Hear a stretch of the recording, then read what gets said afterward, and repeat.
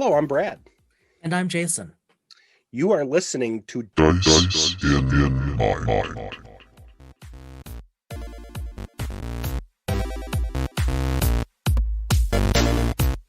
I know we've talked about this before, but I want to forewarn everybody. We got a great interview tonight, but when we're done with the interview, Jason and we've had time over the past few weeks to process the series finale of Picard. We will be talking in the context of spoilers. So Yes. If you don't want to hear the spoilers when you finish listening to the interview, which we really hope you do because it's phenomenal. Yep. Don't listen to anymore until you watch the finale. We're gonna remind you of that when we get there to the GM corner. But you'll see how it fits so well with this episode's conversation.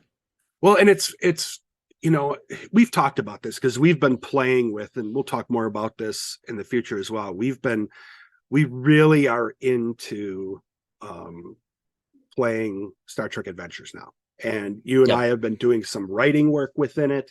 In a future episode, I'll talk how I've been using some free AI tools to help, not the writing, but just learning idea about generation. Yes.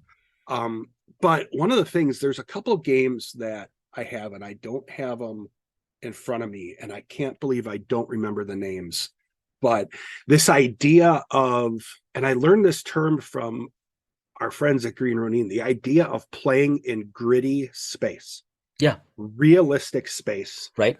Based off of the physics and the technology we have now, just perhaps a little bit pushed forward. And you and I got into real discussions about,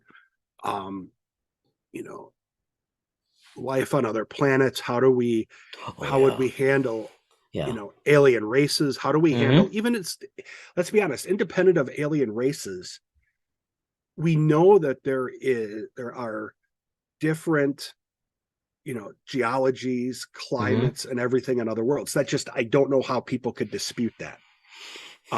If you want to argue against alien life, I get that, but there are planets out there. I mean, let's be honest, even the planets in our system, there are some that have some sort of Right. I mean, the Milky Way galaxy alone, we've talked about this before, though we've talked so much more offline.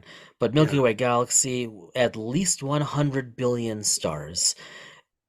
The average star is thought to have at least a handful of planets. More and more, it seems that at least some of those are going to be rocky, although we don't know if that's a precursor for the probability of life. And so, when you're talking about a trillion or more potential loci for life, I mean, it's, in fact, I just had this conversation a couple hours ago with my 15-year-old. We had Nova in the background. And it was the current, I think it's the most recent episode, the one on the James Webb Space Telescope, and they were talking about what we were saying, Brad, about how to characterize planets, right, and how Webb theoretically is going to make a big difference with that.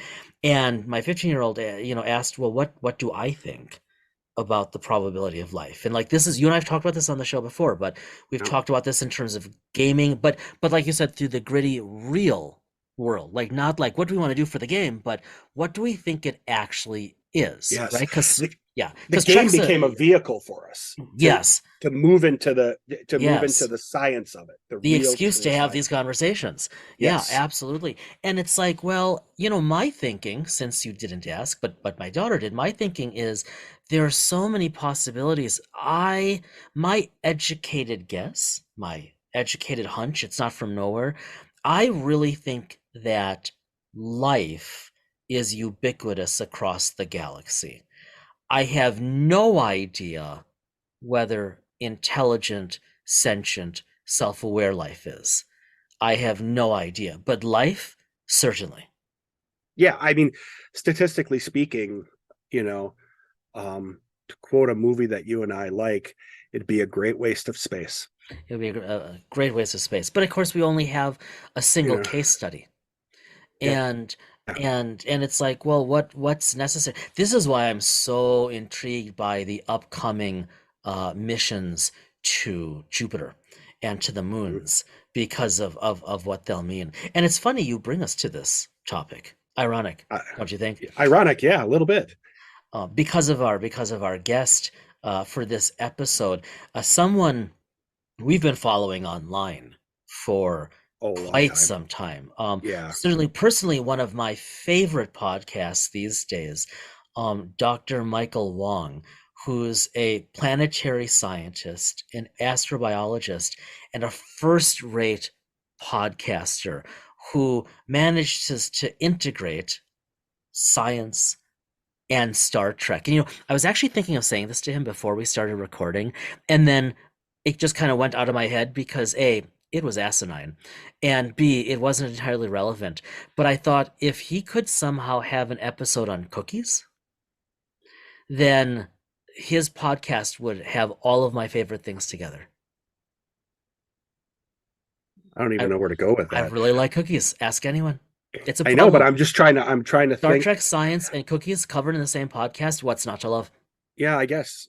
Just well, why not? You don't have to have that discussion, but if it's a vidcast or a video podcast, you can just eat the cookies. So that is true. I mean, for me, I don't know what you drink. We've talked about this before. I have my iced.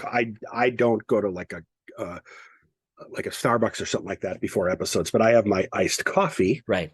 So for me, us discussing science, games, life, all sorts of things plus coffee. We need to. Okay, it's totally honest here as Brad takes a sip of his iced calf. Yeah. We've never talked about this before, but we are remiss in not doing so. We need a coffee episode. Dead serious. Dead serious. Yeah. We need a coffee episode. That I propose this. I'm proposing this in recording and not paused. I think we should have an episode of Star Trek Adventures and coffee. Interesting. We can intermingle them. Yeah, we can pair different beans with different episodes. Maybe not. Yeah, but who doesn't look a good blonde roast with an away mission? I don't trust anyone who likes a good blonde roast, but that might be an overly pretentious episode. But no, I like the idea. Hey, we have to have a coffee episode. Blonde roasts have more caffeine than dark roasts. Do they really? Yeah. I've told you this 4 times. Yeah, I know, but I probably just repress that knowledge. Oh, you probably just ignore it. You tend to ignore anything. Most of what comes from me, other than when you record it and you're forced to listen to it. That's true. What? Exactly. Yeah. So, but getting back to it. Oh, okay. I was going to keep going with blonde roast, but no, let's go back. Let's go. We'll come back. That's the episode. Star Trek Adventures. Okay. And coffee. Stay tuned. Coming to a Dyson Mind podcast near you. Yeah. So if you see that as a title, as we lose 90% of our listenership for that episode, just make sure you come back if that's not your thing. Yes. So yeah, I don't. But I have to assume that coffee is really popular among our audience. Oh yeah, for so many reasons. Oh yeah. Hey, getting back because we have to go to the interview here in a moment. We do. I will be honest. Now I am a what's the best way to put this? A science aficionado. You're an armchair scientist. Yeah, I'm not a trained scientist. My degrees are in business and technology, but I have been waiting since you first introduced me to Dr. Wong's podcast. Yeah. And to who he was to actually talk with him because his background, the discussions he has, and you're going to find him to be such an engaging person. Oh yeah. On the podcast. Again, we are continuing this theme of being very lucky to have really gracious and wonderful people join us. Oh yeah. And like Mike, just the nicest, brightest, most interesting people. I mean, as we speak right now, if I grab my iPod phone and I go to podcasts, I am midway through his latest episode of Strange New Worlds. It's just a favorite. Absolutely. Yeah. So please enjoy this, because I know I could have gone down the rabbit hole multiple times just talking with him and learning. It literally felt like I was a student in a class that I have always wanted to take. Yeah, in a good way. In a very good way. And I mean that with the greatest amount of humility and respect. It was really fun to listen. We're going to have him back on. Yeah. And thanks in advance, Mike, because with the timing of our recording, clearly this was at the end of what for you we know are really busy days in the office, really busy days in the lab, as it were. You had to have been tired. And we appreciate you taking the time with us, because it was just such a fun conversation. Absolutely.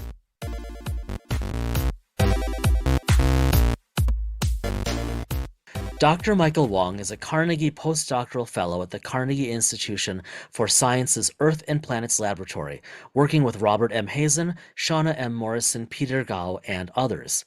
His primary scientific interests are planetary atmospheres, habitability, biosignatures, and the emergence of life. He is also co-authoring a revised edition of the textbook Astrobiology, a Multidisciplinary Approach with Professor Jonathan Lunine. Dr. Wong's other passions include photography, writing, public speaking, graphic design, and playing a variety of team sports. He hosts a podcast called Strange New Worlds, which examines science, technology, and culture through the lens of Star Trek.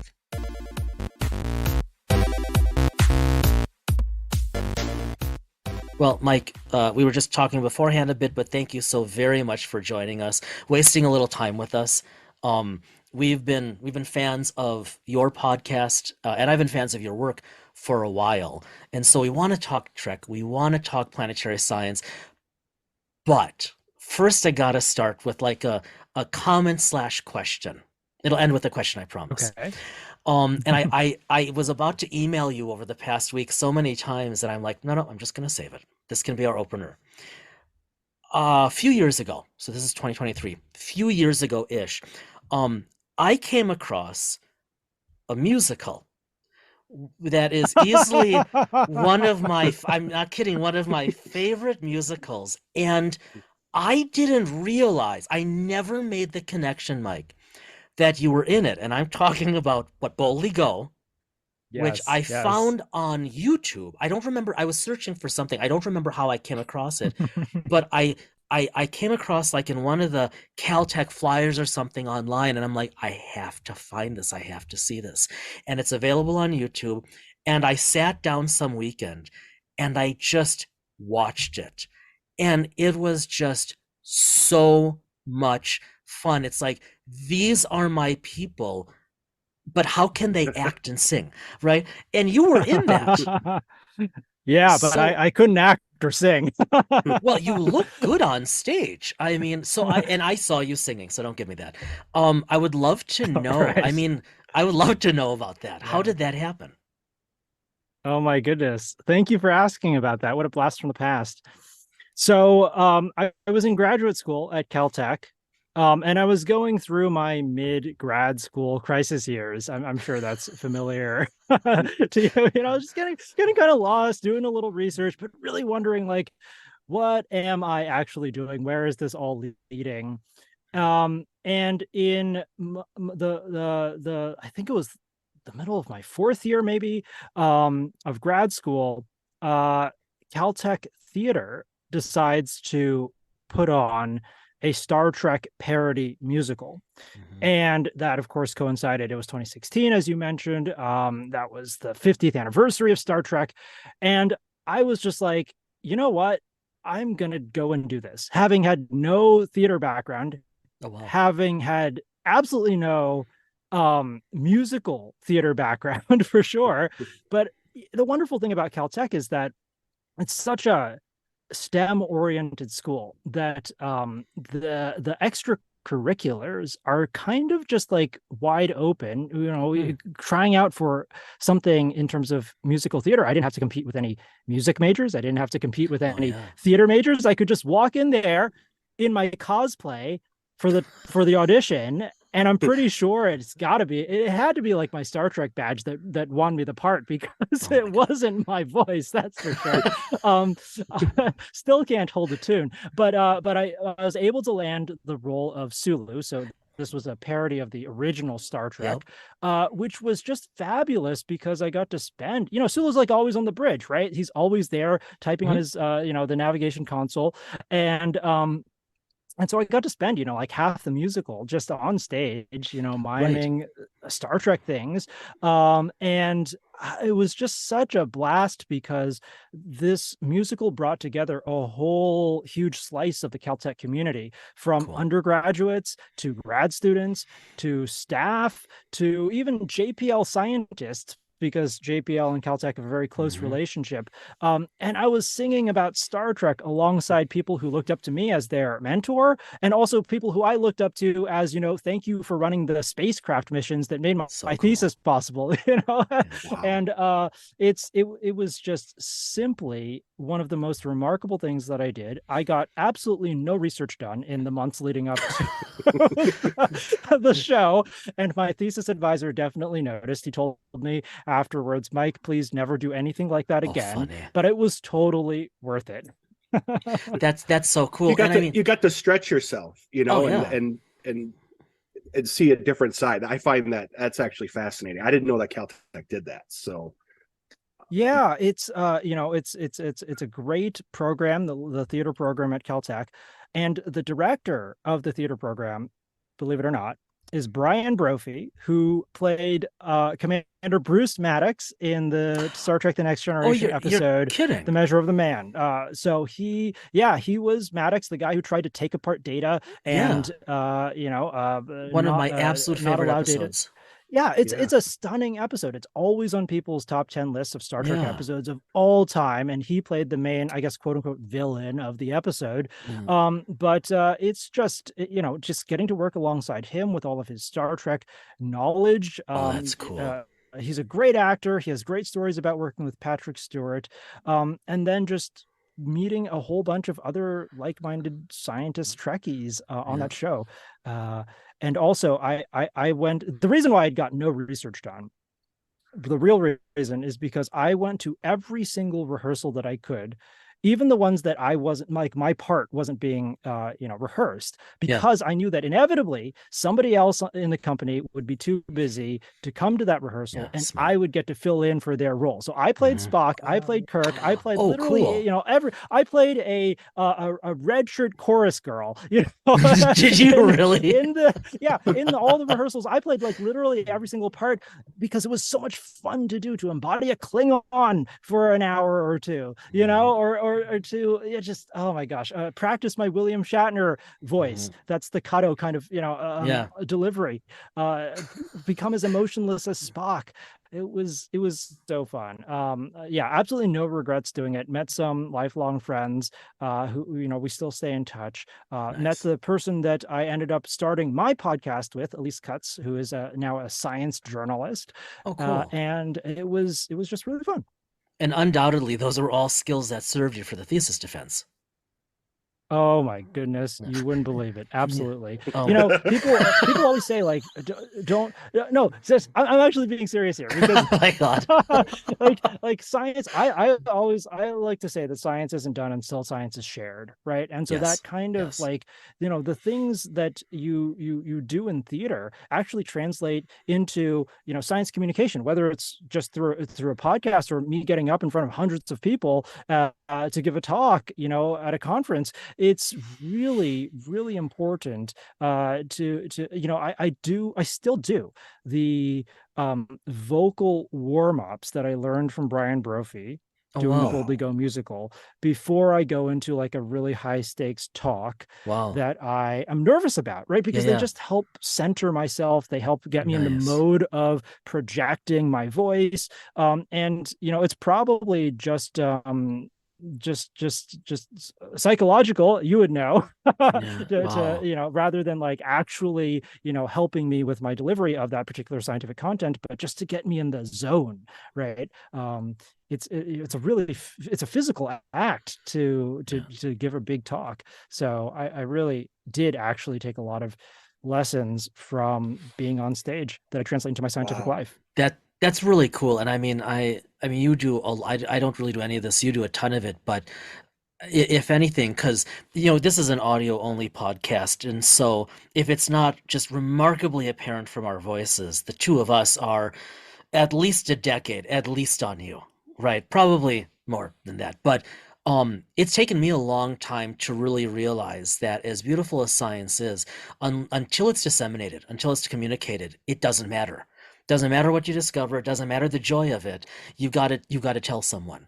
And toward that note, speaking of being in the zone, one of the things that I think impresses us most about your podcast, other than, like, I remember saying to myself when I discovered your podcast that it's like science and Star Trek, and that's what this guy talks about. And I think I actually said out loud to my phone, "You had me at hello." Sad but true. But with the zone issue, when you record, or I don't know when you record, but when your episodes come out and when you talk to these fascinating people, even your sister, which could have sounded, I mean, I would have imagined that conversation would have sounded differently, but you are just so darn enthusiastic. Oh, thank you. Well, but I really mean that, because I think that's hard to find, and it, you don't have to out yourself right now, but is that legit? Like, you sound like you are just in love with what you're talking about when you're on those episodes.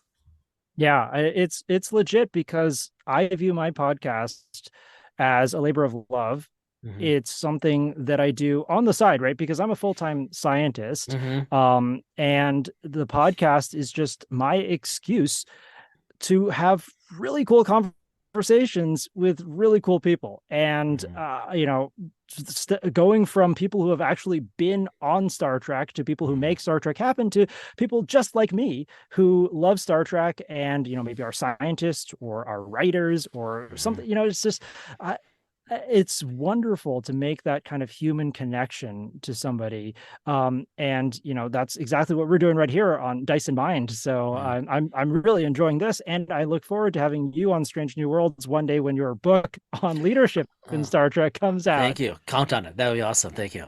Can I ask a more, it's being the air quote non-scientist on the podcast, for those that are listening that may not necessarily know, we're going to have, obviously, in the show notes links to find you out on the web and everything.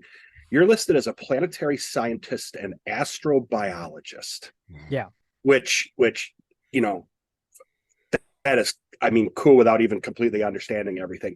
What is an astrobiologist? Great question. Good. Yeah. Yeah. An astrobiologist is basically a person who is trying to study these two questions. Where did we come from, and are we alone in the universe? So, basically trying to understand the origin of life here on Earth and potential origins of life elsewhere. And then also, how do we look for life elsewhere in the universe? Whether it's our next door planet, Mars, or a distant exoplanet that is orbiting a faraway star. What are the techniques? What are the technologies? What are the missions going to look like that actually goes out and explores those strange new worlds and seeks out new life? So I really am inspired by Star Trek. I've got to give Star Trek all of the credit here for really, inspiring me to pursue those questions, because that's the way I think about it in my mind, is that I always wanted to grow up and be like my heroes on Star Trek, in the scientific way, and hence my scientific journey, but then also, be those types of people, those types of characters, those types of role models, those types of leaders. And I'm really looking forward to, speaking to you two about leadership in Trek, and how, the science behind leadership is being depicted in Star Trek. Yeah. Okay. Yeah. So we're going to get to Trek in a sec, but since you brought up leadership, I've got a question, and you are welcome, Mike, to say just no comment. Okay. But because I respect that. I don't think it's going. I don't think you will. But you never know. You are Jason's the controversial one of the both of us. Just FYI. yeah. We're just hardcore softballers, right? No, but in terms of leadership and in terms of the intersection with science, and like you said, you are an active and I know very busy scientist. I mean, you're involved in all kinds of stuff, and you, my friend, are involved in all kinds of stuff with some pretty prominent people as you become one yourself. So I got to ask, because I remember you're in Robert Hazen's lab or working with him, yes? That's right. Yeah. Bob and I see each other almost every day. Yeah. I was assigned his Science Matters when I was in college. I don't know if it was like the first edition or whatever. Yeah, I'm gonna say wow is because it's neat that it's a book and not we're that old. But it was an early edition, and it was one of those books where I've got most of my college books, but it was one of those books where there are certain things you read, right? Like the Tao of physics. You might not agree with everything, or it might have been a little sophomoric in retrospect, but like you're never gonna, especially the later books, like you're never gonna leave that. It's always, or whatever, Asimov and whatnot. But Science Matters just opened my mind, and I've read him since, and he's such a preeminent scientist, and he's such a beautiful science writer. Like that's a rare thing. Like he's up there with people like Sapolsky. Right. This is, this is my opinion only, but it's hard to write beautifully and deeply about science, much less, tell the tale of the evolution of a planet. Like I'm blocking on the title of that when I put that down, and I was like, Story of Earth, probably. Thank you. Story of Earth. And it's like, oh, so this planet has been alive in a way I never even recognized for the past several billion years.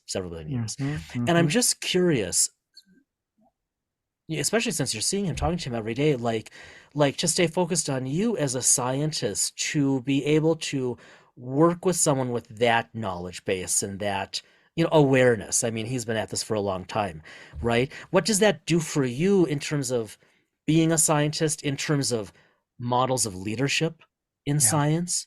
I'm curious. I would love to pick your brain. Where to start? I guess I have to just begin by saying I've been very lucky in my career to have had some incredible mentors, and Bob is the latest one. I look up to him so much. I have to just pinch myself to every morning, because I get a slice of Bob Hazen's time. And he wants to spend that time with me too. And that's just like, what is going on? Because I look up to him so much, for all the same reasons that you do. He's an amazing scientist, so knowledgeable about Earth and planetary science, and also just the most incredible and prolific writer of science. He'll go home and say, oh, I think I'm done for the day, and he'll come back the next morning with like a whole brand new manuscript, and we're just like, Bob, what were you were supposed to sleep last night? But what impresses me the most is his passion for it. He just can't stop himself from doing science. And when we're having our conversations, every once in a while, I'll just, it's not necessarily something that I said, but maybe something that one of our other group mates say, and I'll see tears start to form in Bob's eyes, because he's just loving it so much. This is a guy in his mid-70s. That says it all. Who basically, has the enthusiasm and the open-mindedness of a 7-year-old. He is still a kid at heart, is still discovering the universe, wanting to make discoveries and wanting to share them with other people all the time, nonstop. And to have him as a mentor, as a colleague, and as a friend is just one of the most inspiring things. It makes me want to look forward to going into on Monday morning. I'm just like, this has got to be the most wonderful job ever. How lucky am I to want the weekend to be over so that I can go in and work with Bob Hazen. It's great. That's really well, you could tell you obviously have that same passion. You could just tell by, when you're talking about it. And again, I come from a different arena, a different ecosystem, but I've told Jason this, and I've told Aaron, his co-writer on the books, and I'll say it to you as well, is for me, looking in at scientists like you, that gives me hope, because I function in a different realm where we don't necessarily think that broadly. outside of a balance sheet or whatever the case may be. So that's why I'm fascinated by asking these type of questions. And I do the same thing as even knowing Jason 30 years. And it gives me hope to see and to know that there are people like you out there who are stretching our knowledge and pushing us beyond just basic understanding. So not to, and I don't mean that in a patronizing way at all. But question, why did you choose the Titan as your background? Now, for those that don't know, the background, this is audio only, but behind Mike, there is a phenomenal picture of the Titan that you'd see on the end credits for season 3 of Picard. So, and obviously watching those credits, I think Terry Matalas said something on Twitter or something like that. After the first episode, we start looking at the credits and starting to decipher all the little things that, the notes, Titan, where the damage is, the shipyard, all of that. It's so I gotta ask, what made you choose the Titan war damage screen? Well, it's just a really beautiful image. That's got to be reason number one. The production work on Star Trek Picard season 3 has been phenomenal. I know they brought back a bunch of the old guard, like Mike Okuda, to come and do a lot of these, LCARS type graphic design, and it really struck me as wow, these people really care about the legacy of Star Trek and trying to honor that for the fans. And that was really wonderful. To be 100% honest, I am not the biggest fan of the Titan itself as a starship. I think it looks a little weird. I much prefer, the more smooth contours of, say, the Galaxy class Enterprise D or the USS Voyager and things like that. But hey, it's our hero ship this season, so I made it my Zoom background. Very, very, very ecumenical, very, very tolerant. They tried to merge. You could tell how with the Titan they tried to merge the old and the new. If you look at the Titan versus like season 2 with the Stargazer at the end. And they've got a rationale, right, in terms of planetary utopia and whatnot. So on this note, I'm curious, because Brad and I are always interested in this. What was your foray into Star Trek? How did you get the bug? Yeah, it's got to be my dad. When I was a little kid, I remember watching TNG with him, actually, when I was growing up. And yeah, he was a fan of the original series when he was a kid. He watched TNG as an adult, and it wasn't like anything that he was like, now, Mike, sit down, we're going to watch Star Trek together. It was just something on TV that, I really I just fell in love with watching alongside my dad. I remember being super mesmerized by Data when I was a kid. This person is acting kind of weird. He looks kind of weird too, with this like metallic skin. What is up with him? I didn't have any understanding of what an android was. I was in elementary school at the time, so it didn't make any sense to me, but it was just mesmerizing to watch Brent Spiner's performance and to see him do it all over again in Star Trek Picard, seasons 1, 2, and 3, just really starring as all of these versions of the Sung androids and the Sung family. He's just such a masterful actor, one of my favorites to watch, and he still got it. Yeah. Yeah, he's... What do you think of okay, now I'm getting into the fanboy area. What do you think so far of... Now, Jason, I'm going to break the fourth wall. By the time we can talk about anything. This is coming out after Picard. I sometimes spoil inadvertently, so I always have to ask Jason's my clock. So Brad suffers from some temporal distortion regularly when it comes to recording. What are your thoughts? Because as we're recording this, we are waiting mere days for the series finale. Episode 10. Jason and I probably all three of us have watched episode 9, so we're up to speed. What's your take on what they've done this year as kind of a swan song for the next generation? I just don't want it to end. As the episodes tick down, and as I love each one so much, and I realize how little there is left, I don't want it to end. And I hope that it isn't the end of the next generation era of Star Trek, which includes in my mind Deep Space Nine and Voyager.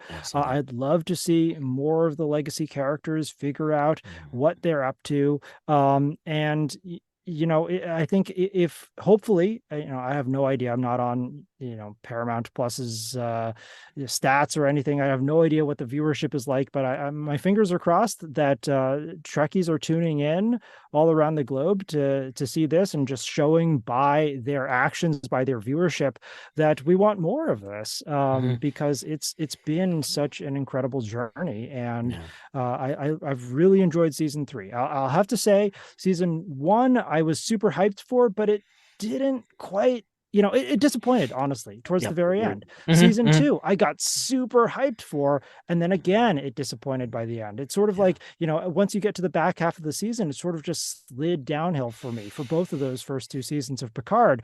And so going into season 3, I was just like, I'm not going to make the same mistake. I'm not going to get super hyped about it. I'm just going to see what happens. And they've knocked it out of the park. Honestly, it's been great. I will say I saw this in the news. You pulling the data? I know what you're going to say. Yeah. Picard it's the first Star Trek series to break the top 10 in streaming. As of the week ending the 19th, that was number 9 on the list. Mandalorian, for those that are Disney fans, was number 3. So just that gives people some. And Ted Lasso, for those, I don't technically watch all those, but that just tells you what's in this list. And for Picard to meet that and break that top 10, it's gained traction. That's good. That's good to hear. Yeah. So do you? Because okay, let's do it this way. We would love it if you would talk a bit about your wonderful podcast, especially like the genesis. No pun intended, but like how because you've got all this free time. It's like, why not? I'm not really doing anything professionally, so I'll just start a podcast because that's not a time suck. I mean, how did because you've been at it for a while, and sometimes your episodes are more frequent than other times, but you talk about it.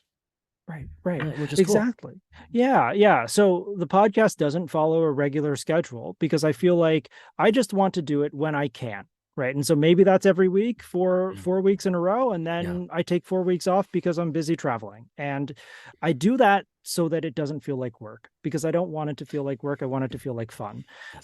And so, I think the genesis of it was 2017. Star Trek Discovery was coming out. Star Trek back on TV or streaming TV. And I was listening to other Star Trek podcasts.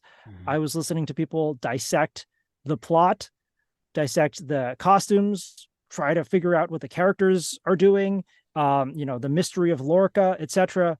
But nobody was talking about the science. And I was like, that's weird. There's a lot of cool science in this show, or, the show is trying at least to make a connection to certain scientific areas. And I searched for a Science of Star Trek podcast. And I was like, is there really no Science of Star Trek podcast? This can't be. And then I realized, wait a minute, I think I know some people who would be able to speak to the science in Star Trek Discovery. So I decided, why not me? Why not start a podcast? I was very lucky to have a willing co-host in Elise Cutts, who had a complementary knowledge base to myself. I was much more on the physical side of the sciences at that time, and she was coming in with a geobiology background. So we covered a wide range of sciences. Of course, we'd never had a psychologist, but it was good to start off with and talk about the science of space, the science of tardigrades, the science of biosignatures. Eventually, we did get a sports psychologist on. That was really interesting. Yeah. And then, I'm looking forward. There was another psychologist from the University of Washington in the astrobiology program there. They actually have psychologists studying, human interaction with technology as we go into space. Also thinking about octopus brains as sort of like alternate modes of intelligence and what they can teach us about potentially intelligence in other worlds. Was that the couple episodes around 10C, species 10C? That one was different? Actually Professor Sherry Wells Jensen from Bowling Green State University.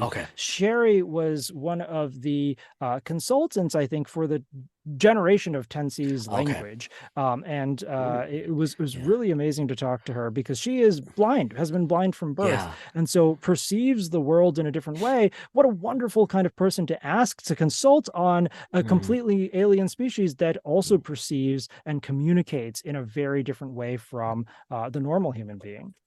Because one of the things I think we appreciate about your interviews is like that one, like I said, that one to me is really emblematic of this, but you don't shy away from the depth of the science. Like you got deep into semantics. Like I was saying there, like this isn't surface level, and you do that with a lot of your guests, especially the scientist guests of look, here's your field. What do you think? Tell me about your research. And you can tell they feel comfortable, but it's not gloss, and that's refreshing. Yeah, I do try to do a little bit of homework beforehand. So I try to read their papers, right, for the subject that we're about to discuss. So in the specific case of Sherry Wells-Johnson, I think I read like 3 or 4 of her works, just because it's not my field. If I were interviewing another planetary scientist or an astrobiologist, I probably wouldn't need to read up those papers. But because I was interviewing somebody who was a professor of linguistics, and I have no background in linguistics. I mean, I took like a linguistics class in college, but that barely counts. I really did need to make sure that as the host, I could ask somewhat intelligent questions. Yeah. And so I did a little background reading. Yeah. Without any spoilers on your part here, not in terms of people, but I'm curious, are there topics? Are there topics or there threads you would love to be able to address on your show in the future? Whether it's near or distant, like things you just haven't had a chance to, and you just think it's such a good fit. It's such a good fit for Trek. Oh, that's such a great question. Yes, there are. I mean, okay. Well, besides the obvious leadership in Star Trek, which we've mentioned numerous times now, I also want to do an episode about multiverses. We've seen this concept of the multiverse in Star Trek a lot. There is a scientific concept of the multiverse. Actually, there are many different flavors of the scientific concept of a multiverse. And so, really dissecting, okay, what are the possibilities for there being other universes? Why do we suspect that there are actually other universes out there from an astrophysical and cosmological point of view? I did reach out to Sean Carroll. I knew that was coming. A physicist. He's an amazing science communicator himself. He's one of the few people who has ever said no to me in terms of coming on my podcast. So one day, Sean, I will get you. But he was too busy that time. So and then another one that I really want to do, sticking with the astrophysics theme, is sort of like the end of our universe and what that's like. So you may remember this really awesome Deep Space Nine episode where there are these genetically enhanced folk who were really concerned about the heat death of the universe, right? And trying to prevent that. And, that is like something of cosmological proportions. Like, how in the world do you prevent the heat death of the universe? That is baked into the second law of thermodynamics. And that's like something you just can't, it's like trying to turn off gravity. Well, I guess in Star Trek, they kind of can, but that's magic. But,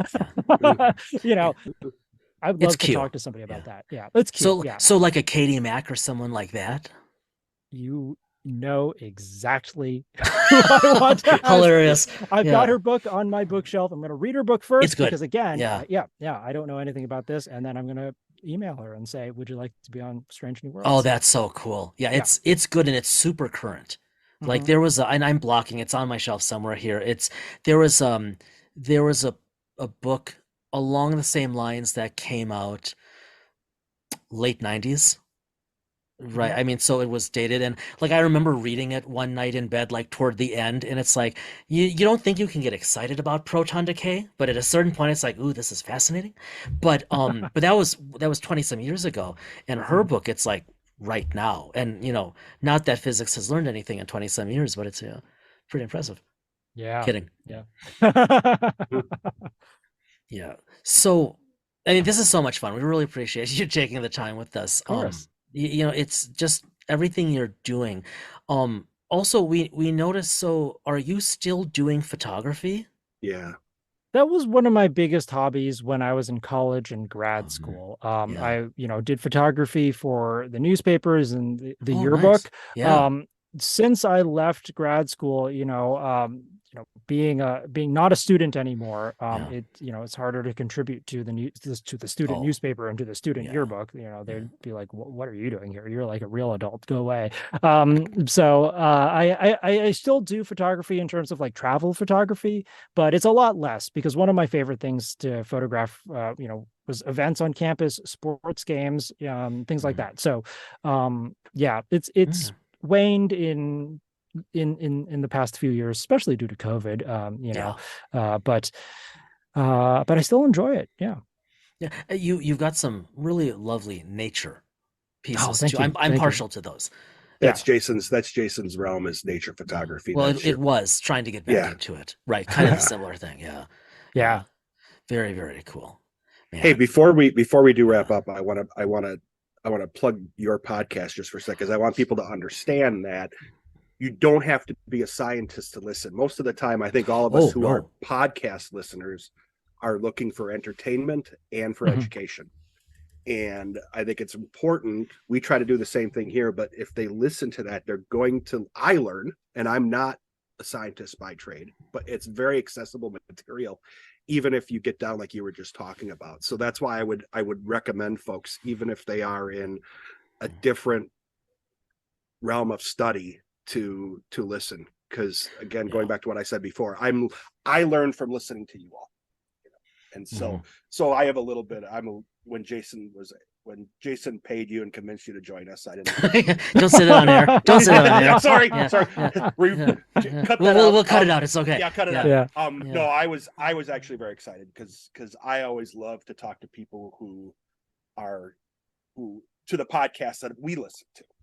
So and so Strange New Worlds, right? Strange New Worlds, a science and Star Trek podcast. And I gotta say, kudos on naming it, because the timing and the coincidence could not be better. Well, again, I named the podcast in 2017, before Strange New Worlds, the TV show, was even a glimmer in somebody's eye. But the runner-up, I was debating, should it be called Strange New Worlds or should it be called Treknobabble? That was the alternative, Treknobabble. And I was like, you know what? I'm a planetary scientist. I study Strange New Worlds, so it's going to be Strange New Worlds. And it's accessible, right? Like, people get it. Right. There's no inside joke there. It's just Strange New Worlds. Now, you've got quite a bit online, right? You've got a bunch of talks online. I mean, I'm not kidding, to go back to the very beginning. Everybody, if you Google Boldly Go Caltech, that should be enough to get you there. I'm seriously thinking about watching it again once semester's over. Much of what I know about Andorians and their vocal skills, it's from that musical. It's so impressive. It's so impressive. If people want to, who aren't already familiar with you and your work, fun research, whatever, if they're not already familiar, beyond the podcast, where do you want them to go? What should they check out? Oh, for my work. Anything.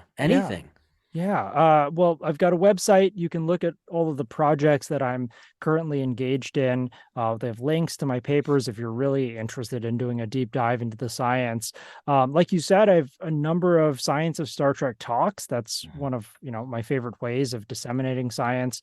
And I was lucky enough last year to do a talk, my very first one, at a Star Trek convention, which was a dream come true. Cool. I wasn't able to record that one, but I did it again for my workplace, for the Carnegie Institution for Science. So that lecture is online. It's on YouTube, and it even comes with a panel of other scientists at Carnegie talking about how their science is related to Star Trek, and I moderate that. So I would say go check those out. They were a lot of fun to put together. I'd say that's it.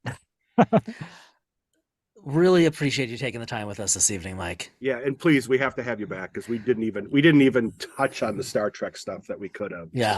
But that's okay, because I could have probably, I I would have taken the podcast out a little bit because I would have started quizzing you, and you would have, well, because I'm so fascinated by it, it would have turned more into a one-on-one type course, and that's what that's get a tutorial, right? We won't come back after that. So, that's awesome. But yeah, thank you so much for joining us. Sure, no problem. I'm surprised that you didn't ask me about RPGs.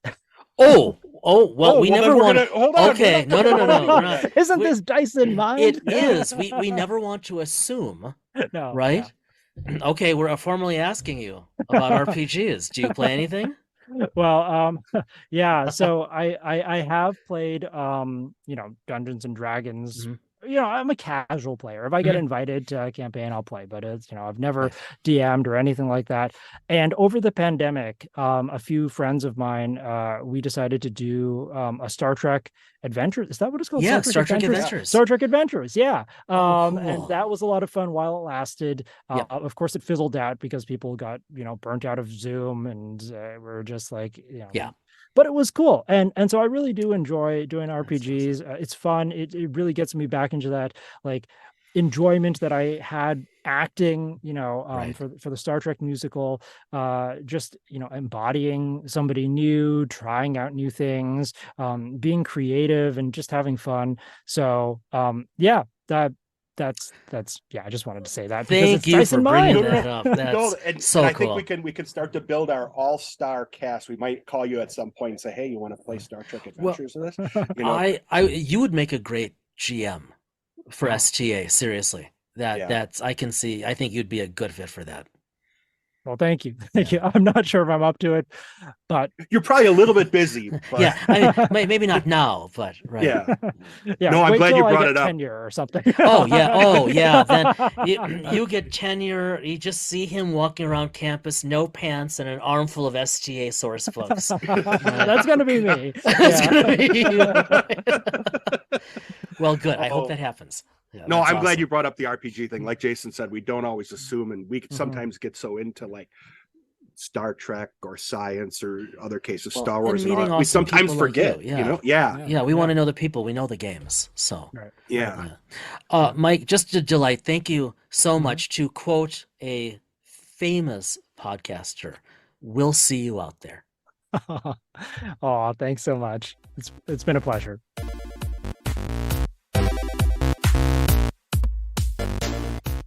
I truly love it when we have scientists on the show. Like I mentioned before, I guess I'm an armchair scientist, not trained. So listening to you and he talk and listening to he has such a breadth of knowledge, and it's about such a cutting edge. I hate to say it like that. No, that's true. A cutting edge field. That's exactly what was on my mind after we hung up with Mike, and honestly for the days following that, I thought, okay, and honestly it's been with me for a while, in the sense of, okay, so I look at my research and I think, okay, I'm involved in some stuff right now that seeks to demonstrate the potential of like fairly well-known interventions. Right. Maybe there's something novel there, maybe there's not, but it's about applying it in the real world, if you will. But Mike really is at the cutting edge, working with people who are at the cutting edge to do something that I respect immensely, which is not merely good research, good science, and not merely doing it with obviously such joy that he has. I mean, it's infectious. But he and his team, I mean, he's involved in the process of discovery, right? Of discovering elements of the world. Amazing. Well, and 2 points. One, it's profound. I'm going to go to the other point and I'll come back. I loved it at the end when he said, aren't we going to talk about games? That was awesome. That was so cool. He's so good. Yeah. Yeah. I played. Yeah. Oh, I know what the other point was. This was the more profound point for me, is that, in my realm, I do my own, this, I do a lot of research, self-research in business and economics. And so for me to see people like Mike out there researching, and doing what he's doing, it gives me hope, because I know that he is just one of many people driving us forward. Yeah, right. I'm not in that field. We drive us forward in a different way, but literally expanding our horizons, expanding our knowledge, reminding us that, we are one species on one ball in a vast universe. Yeah. And even, independent of my faith and all that, I don't see any, and we don't have to dive into this too far. I don't see any issue with, I don't think they're mutually exclusive. So for me to see people like Mike out there doing the research he does, it just reminds me that as much as we see what's going on that's negative in the news and such, there are people out there that just don't get enough recognition, press, or thanks for all of that. So Mike, thank you for continuing to do what you're doing. I think what else stands out to me, and it stood out right away about Mike, was that in addition to all of that, which is true, right? I mean, he's just a first-rate scientist. Oh yeah. And he's working with literally some of the best people in the field as he becomes one of them, and is just so modest. And that's so nice. That's what we need. That's how science should be. That's how society should be. Just quite the role model for a lot of young scientists, I think, who will come after him. Yeah, absolutely. And obviously we're just a tad older, but just to see such brilliance. And again, Mike, we're not being patronizing. I literally, I'm a little bit in awe that I get to talk to people like you, because I'm so in a different realm on a daily basis. And so it gives me joy, it gives me hope, and I feel very humbled when we get to talk to people like Wong. It's time for the GM Corner. Instead of our regularly scheduled GM Corner, for the next 4 hours. Yeah, for the next 4 hours, we are going to be in the Picard Corner. That's right. So, as Will on the Wheaton bridge would say, red alert.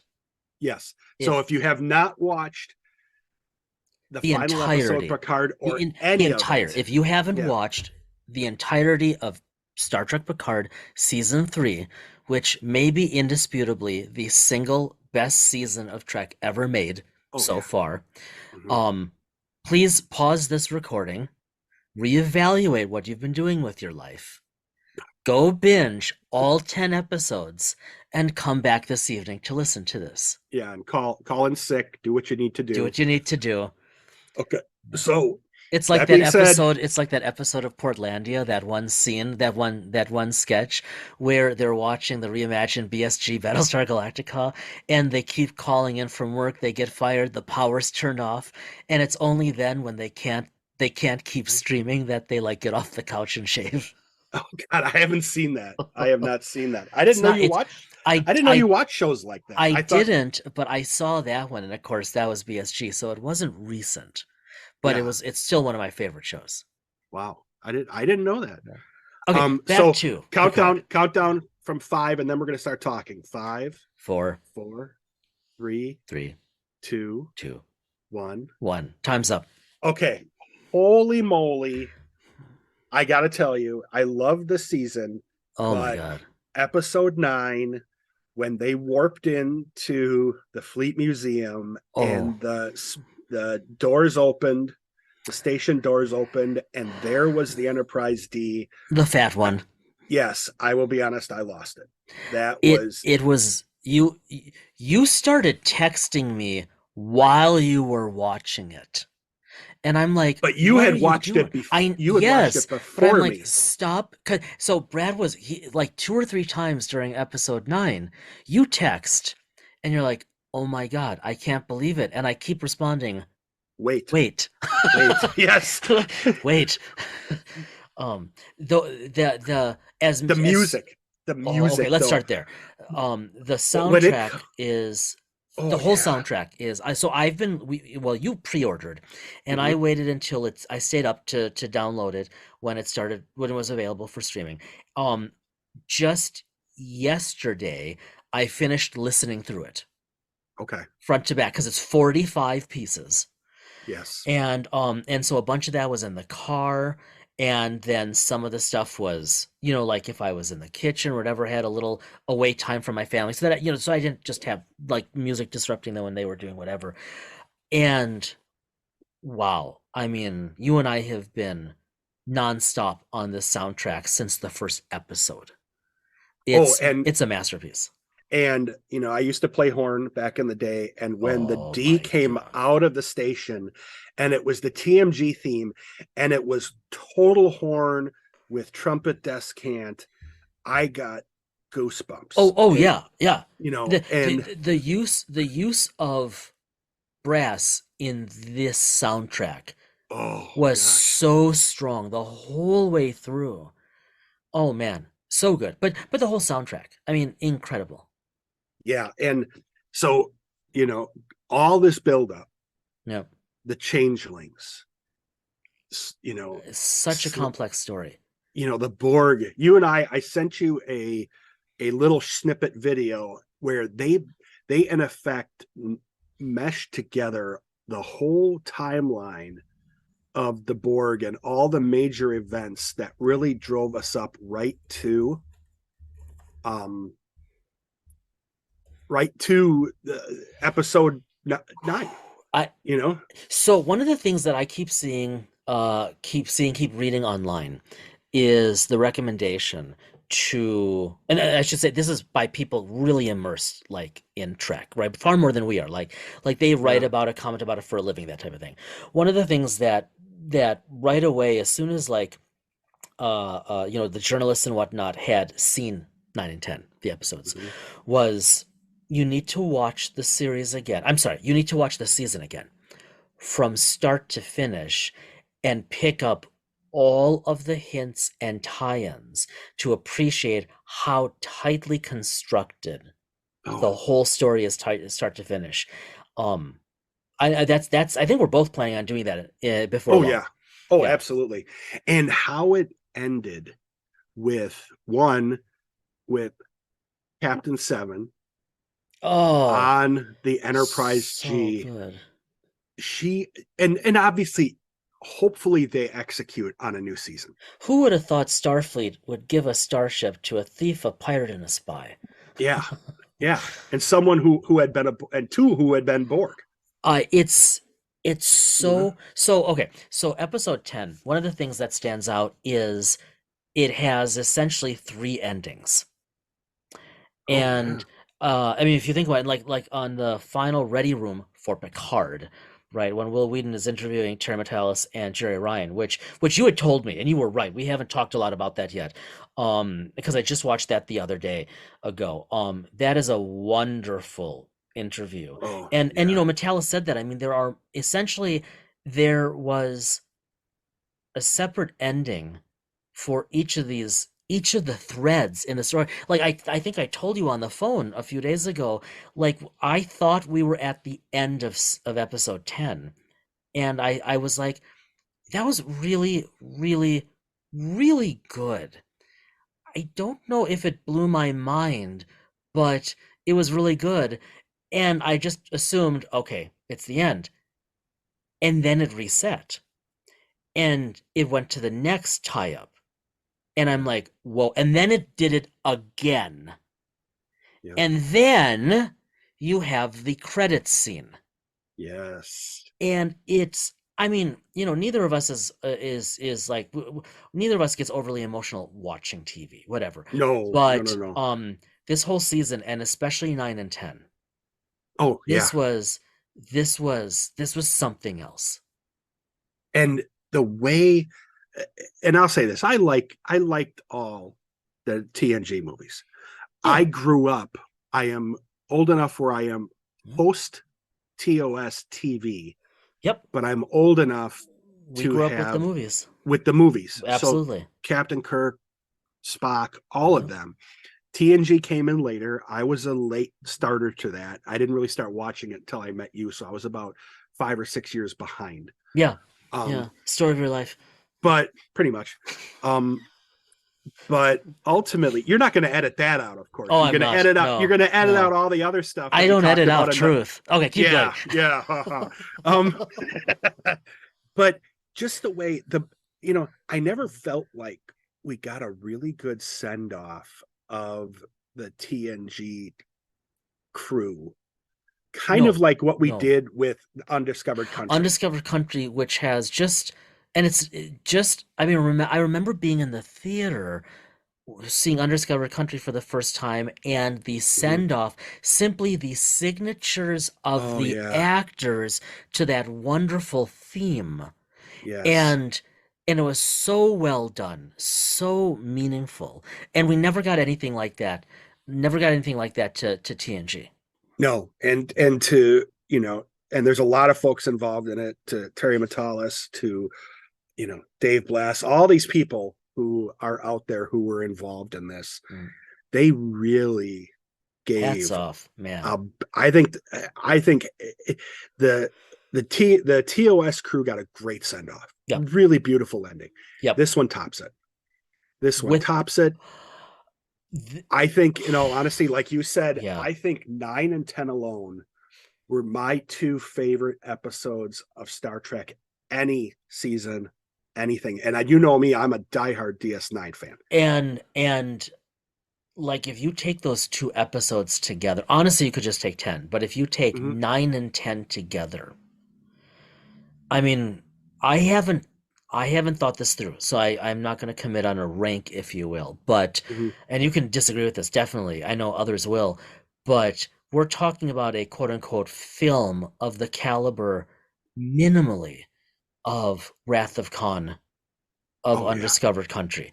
I mean, I'll agree. Yeah, this was no Generations, fun as that was. It was fun. I don't have anything. A lot of people didn't like Nemesis. I didn't mind it.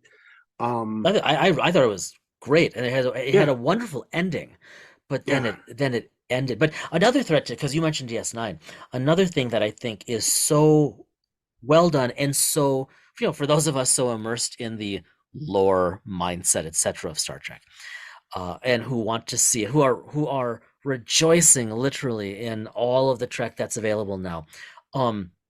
This is I felt like the first time that the relevant threads from TNG, DS9, and Voyager, yes, right, were, I mean, I would have liked even more DS9, but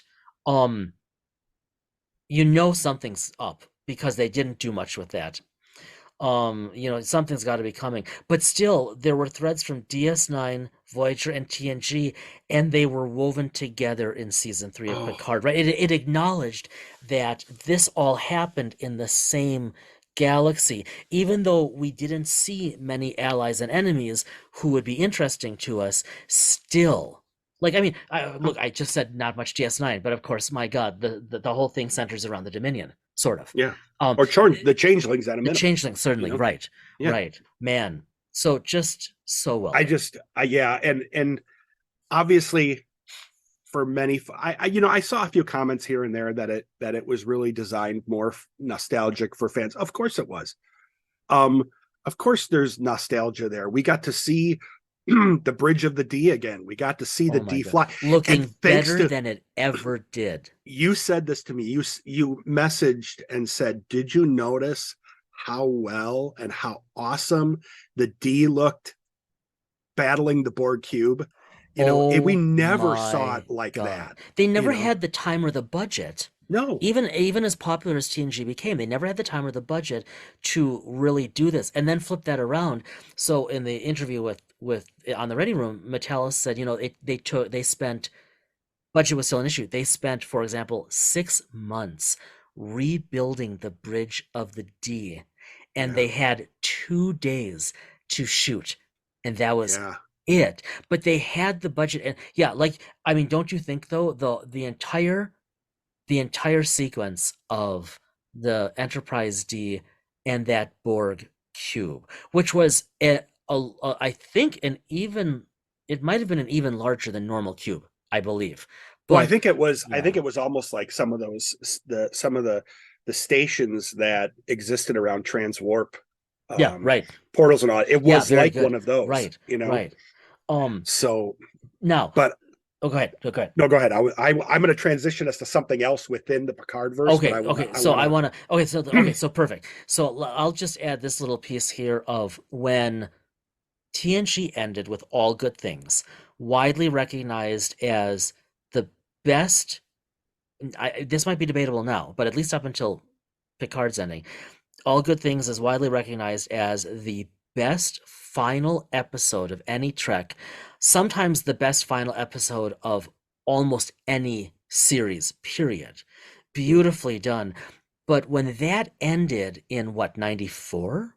93? 93, 94. 93, and then Generations came out in 94. I think it was 94.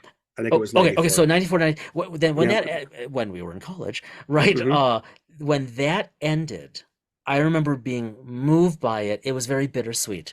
It was wonderful. Mm-hmm. It was beautiful, and it felt like we've come to an end. We knew that there was a movie coming. The movie came out a handful of.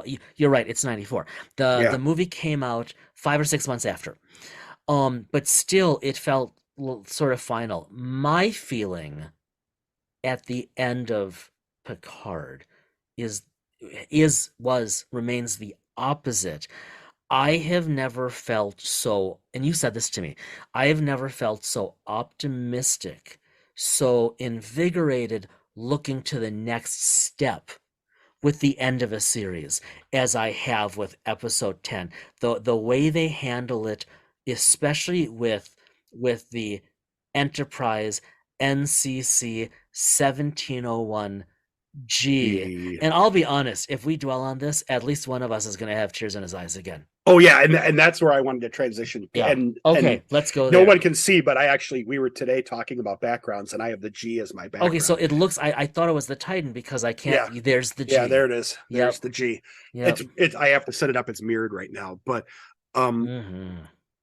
I really hope, and obviously it's set up for some sort of future, whether it's a mini series, whether it's don't want a mini series. I want a full series. Don't call it legacy. It's got to be forward looking. Not you. Yeah. Them. Yeah. New voyages, whatever they want to call it. I don't know. So, but Captain 7, Rafi is number 1, Jack is special counselor, them warping out and a solid bridge crew of younger actors and great characters and highly diverse in terms of species and everything. It feels like it's a really good compliment to Strange New Worlds. You took the words out of my mouth. Right? It feels like it's a really good compliment. And that's one of the reasons we decided to have this conversation in GM Corner now, because we're about a month out from the end of Picard, and to the day we're a month away from the start of Strange New Worlds, which I deeply love and think season 1 was without question the strongest first season of any Trek ever produced. But no, I am exactly there with you. 100%. It's got that vibe, but it presumably wouldn't be quite so episodic. Although honestly, I would love it if I'm gonna use your idea because I think it sounds great. If Star Trek New Voyages. If Star Trek New Voyages #New Voyages. If Star Trek New Voyages, that's going to be showing up on our Twitter feed soon. Oh yeah, it is. If Star Trek New Voyages is made, I would like to see it leaning more heavily toward the episodic than toward the thematic, right? It would have to be if they want to have like a 5 to 7 season run, right? Doesn't have to be as episodic as Strange New Worlds.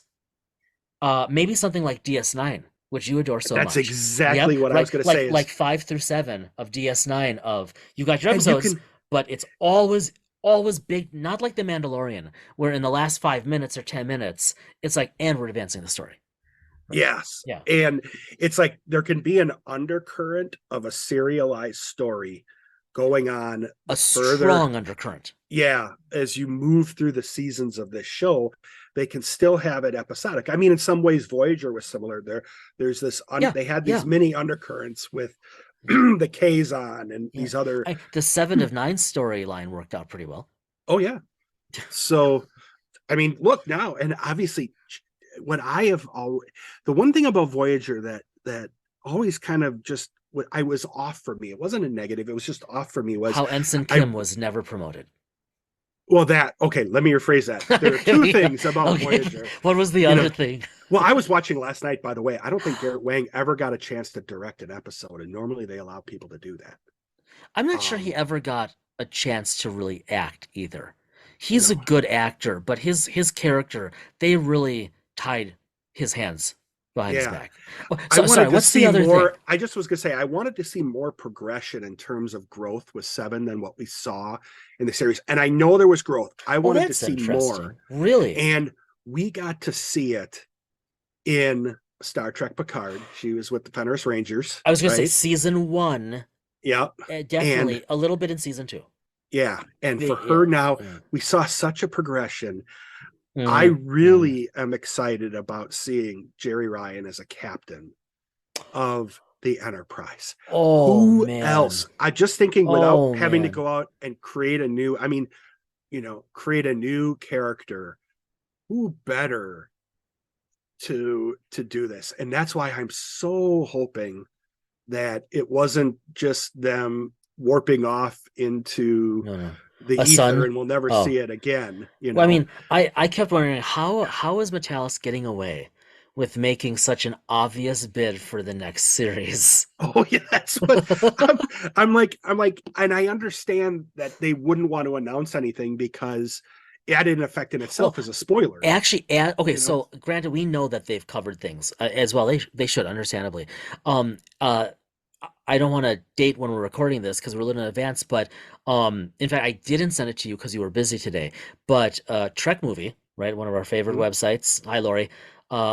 Trek Movie had a synopsis of the comments made, and from between Metalis and Kurtzman from a variety of sources, basically indicating, nothing's being done, but everything's on the table and Kurtzman is aware. He has heard the fans' desire.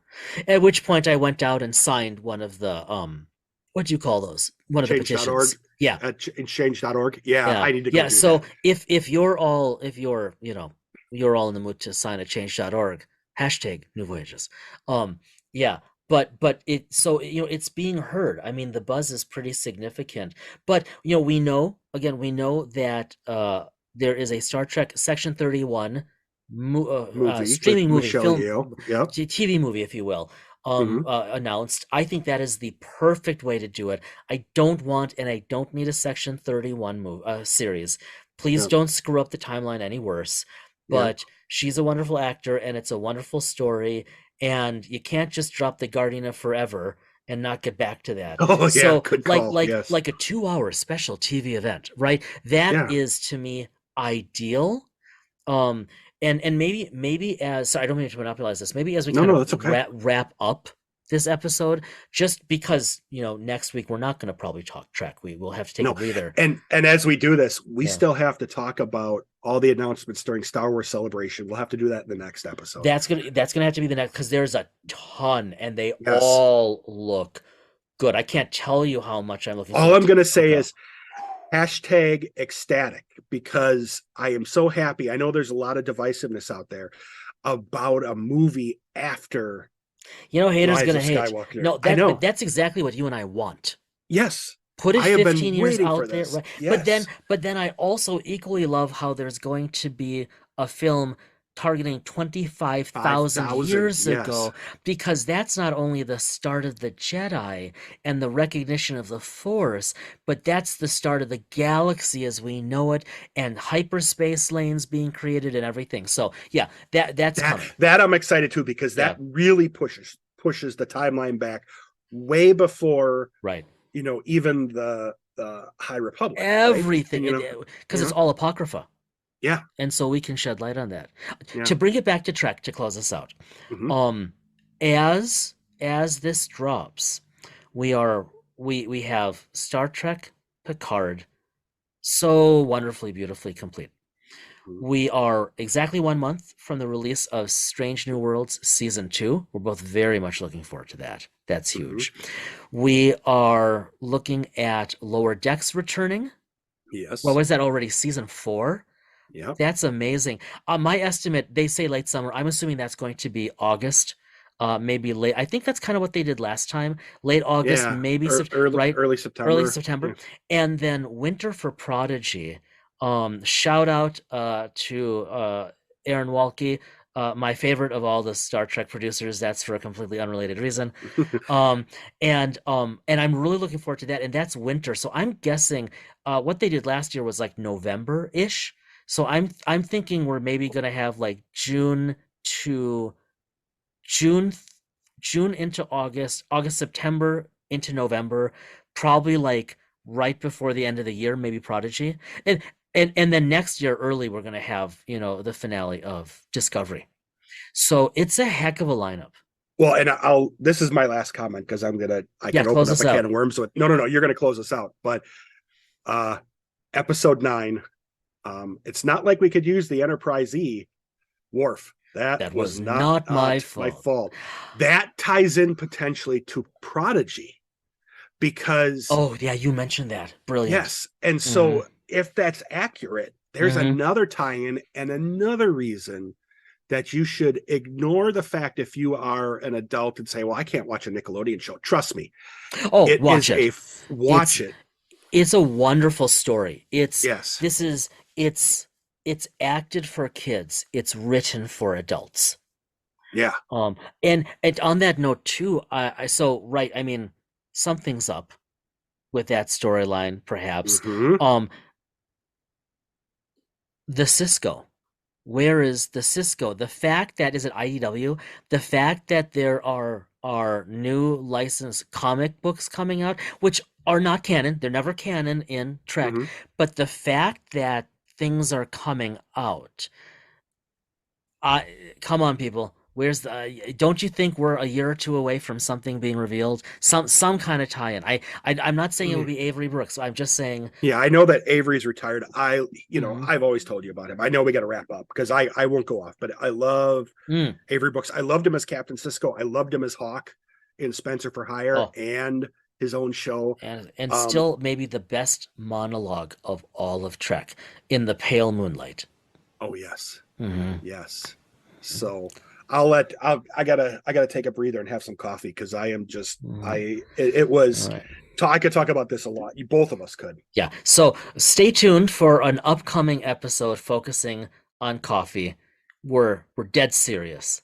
We'll get Brad through the delirium tremens, and then we're good to go. All right. As always, be well, stay well. We'll see you in a couple weeks.